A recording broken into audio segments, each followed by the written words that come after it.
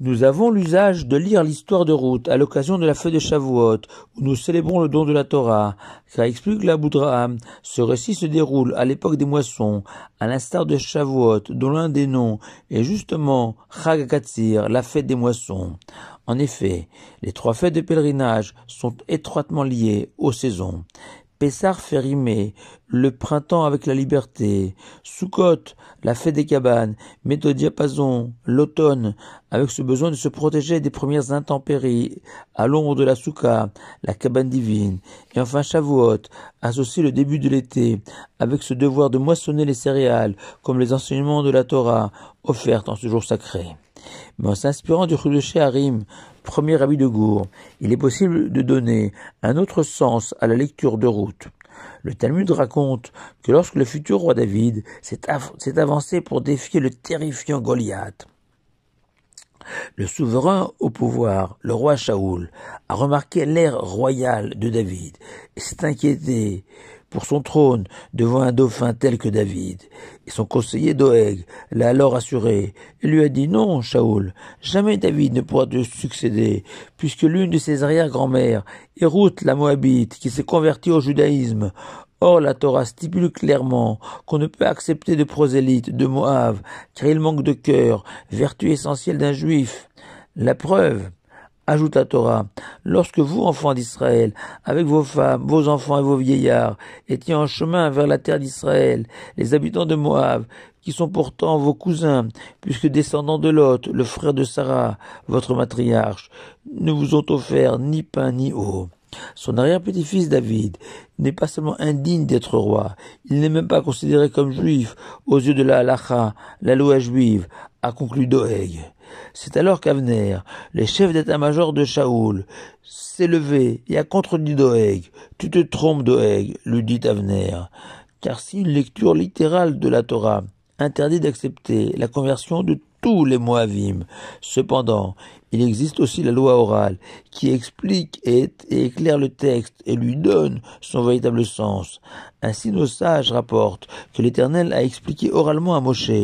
que seuls les hommes de Moab ne peuvent se convertir, car eux auraient dû aller à la rencontre des enfants d'Israël en leur offrant un peu d'eau et un peu de pain. Par contre, les femmes de Moab, selon les usages de l'époque, n'avaient pas l'habitude de sortir de chez elles, même pour accomplir de bonnes actions, à l'instar de Sarah, notre matriarche, restée dans sa tente et préparant des mets pour les invités, pendant que son mari Abraham accueillait les trois anges. Ainsi a conclu Avner. Ruth la Moabite, l'arrière-grand-mère de David, est une juive à part entière après sa conversion. Et le Talmud poursuit son récit et raconte qu'une longue discussion s'en est suivie entre Doeg et Avner, au cours de laquelle Doeg semblait prendre le dessus sur Avner, jusqu'à ce que Amasa ben Yeter, général d'Avshalom, ne tranche définitivement cette question en témoignant qu'il était le dépositaire d'un enseignement du prophète Samuel, que seuls les Moabim mâles étaient indignes d'être juifs, et non les femmes de Moab, et David était donc bien un enfant d'Israël.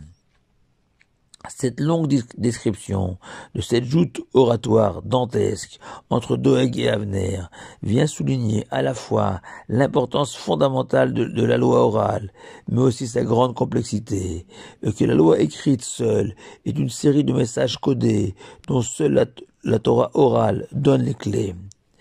et que sans la Torah orale, nous n'aurions pas eu ni le roi David, ni ses psaumes qui nous accompagnent depuis près de 3000 ans,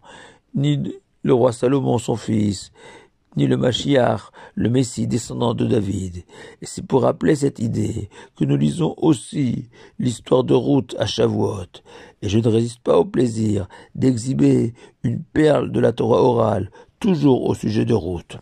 Le Talmud fait remarquer qu'au moment de la destruction de Sodome et Gomorrhe, les anges venus sauver Lot et sa famille ont pressé Lot et ses filles de quitter la ville au plus vite. Et la Torah écrit que les anges ont dit à Lot: « Prends ta femme et tes deux filles à Nimtsaot », littéralement qui se trouve là. Expression inutile puisque Lot n'avait que deux filles.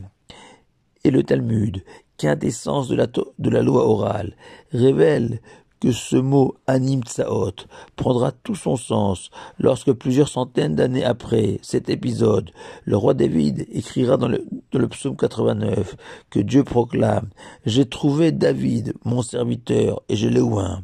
Et la Torah a voulu nous signifier avec cette expression Nimtsaot, par quel mérite les filles de Lot se sont trouvées présentes dans la maison de Lot pour être épargnées de la mort, car l'une d'entre elles sera l'ancêtre du roi David, que j'ai trouvé lui aussi digne d'être roi.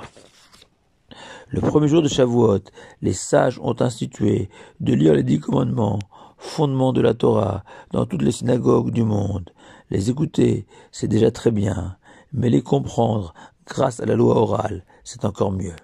Shabbat Shalom et Chag Sameach à vous tous.